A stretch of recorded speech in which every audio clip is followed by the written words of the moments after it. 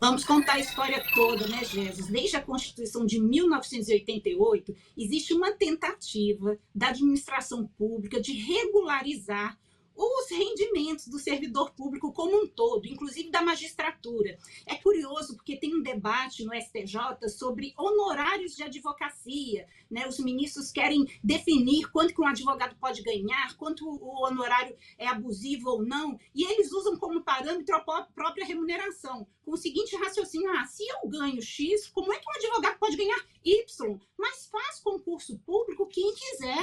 Então, quando você faz concurso para magistratura, para qualquer lugar, você escolhe uma carreira pública. E o princípio da administração é o rigor dos gastos públicos. Então, desde 1988 e a reforma administrativa número 19, que inseriu lá no artigo 37 o princípio da eficiência, que veio 10 anos depois, existe essa tentativa reiterada de controle dos gastos públicos. Mas a magistratura, o judiciário, é um dos primeiros a querer burlar a regra. Então, nós sabemos que existe um teto de remuneração, mas a realidade é que a grande maioria dos juízes no Brasil não ganha o teto de remuneração. Nós temos hoje uma realidade que poucos ganham menos de 100 mil reais por mês. Então, existe um discurso, na prática, de querer burlar a própria Constituição, a própria lei, com verbas que vão incluindo ali. A remuneração fica no teto, mas tem auxílio moradia, auxílio isso, auxílio aquilo, verbas de natureza indenizatória que não entram sequer para o cômputo do imposto de renda. Então, existe esse debate, esse discurso assim, muito intenso entre a regra que a magistratura aplica para outros, inclusive querendo controlar o honorário de advocacia, e as regras que eles excepcionam para eles próprios. E nós sabemos que estamos num contexto de controle de gastos, todo mundo tem que dar a sua contribuição, né? Estamos aí, os lucros e dividendos na mira de todo mundo, impostos de rendimentos acima de 50 mil reais. Então, cada um tem que ter essa consciência de que não existem castas no Brasil. A magistratura não é uma delas. Teve, inclusive, uma nota da ANB se posicionando contra essa proposta de emenda constitucional número 45, cujo objetivo é meramente dar cumprimento ao que já está na Constituição, que é o subsídio, o teto do ministro do Supremo Tribunal Federal como régua de corte para todo servidor público. Achou pouco? Não vai ser atrativo? Vamos procurar outra carreira, porque, né, o trabalho é livre e a gente tem que ser feliz a partir do que a gente escolheu para a nossa vida e não querer burlar princípios constitucionais como o teto remuneratório. Tiago. Eu concordo 100% com a fala da Damares, né? E se você quer, vamos todos ser felizes e felizes com o que nós escolhemos. Se você escolhe uma carreira pública, tudo na vida, o programa fala muito isso, né? Tem dois lados. Você tem, de um lado, um limite, que seria algo, entre muitas aspas, ruim, né? Você vai escolher viver e receber dentro desse limite, e do outro você tem a segurança da estabilidade da função pública. Então você tem ali aquela segurança de que você, passado um determinado período, irá receber aquele valor até o dia da sua aposentadoria, o que não tem na iniciativa privada. A tentativa de pautar honorários advocatícios com base em salário de funcionários públicos, ela é absolutamente esdrúxula, né? Porque são pontos totalmente diferentes. Um profissional, ele está ali diante do risco e uma maior remuneração eventual, que são casos esporádicos também, e o outro, ele optou pela segurança e por um jogo pré-determinado. A gente pontua aqui que é interessante. Uma vez eu conversava com uma amiga que é juíza, e ela me explicava algumas questões com relação a o que a gente chama popularmente de penduricalhos. Em muitos casos que a gente ouve, principalmente os que ganham a mídia, você tem aí casos ultra abusivos. Jesus começou aqui essa pauta comentando de magistrado de primeiro grau ganhando acima de 100 mil reais, com penduricalhos ali somados.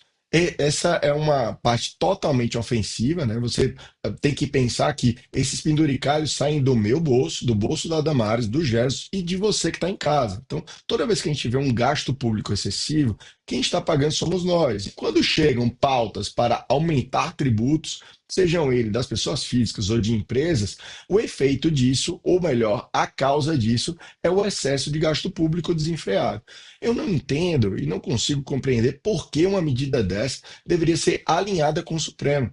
Por quê? Isso é uma medida absolutamente de competência do legislativo. Vamos lembrar aqui que no legislativo você tem ali os representantes da população, votados por nós. E eles vão decidir como que as regras vão ser feitas.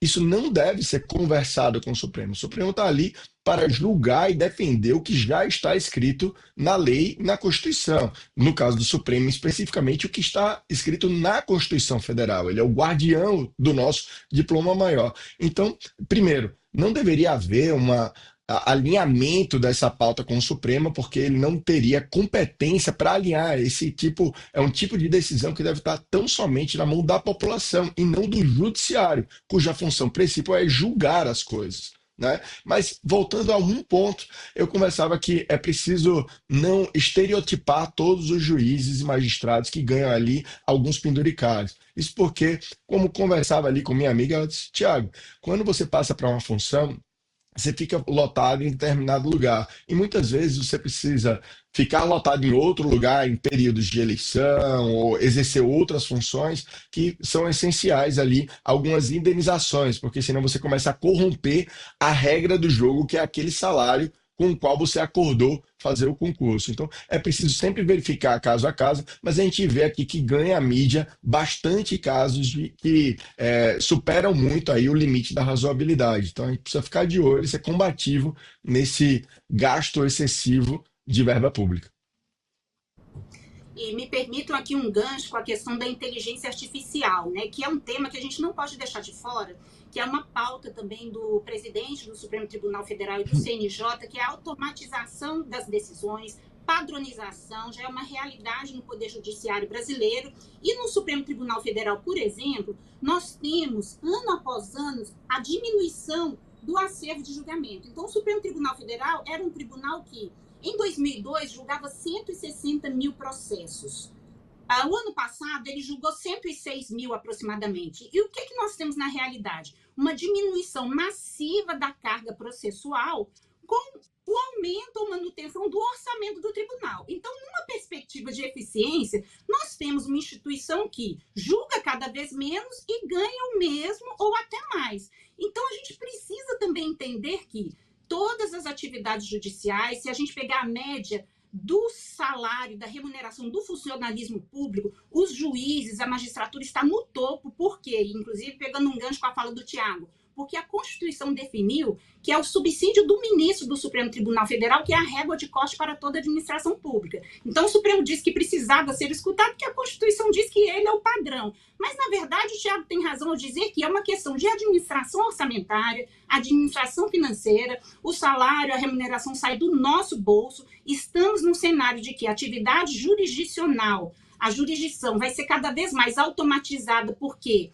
todos temos interesses que decisões, situações idênticas sejam julgadas da mesma forma. Então, nós temos que repensar também, até uma perspectiva ético-filosófica, a função jurisdicional, o monopólio do Estado de dar a jurisdição, métodos alternativos de solução de conflitos e corte de gastos, no qual todo mundo tem que ir lá dar a sua parcela de contribuição para que o Brasil possa vencer esse desafio persistente aí de competitividade, de controle das contas públicas.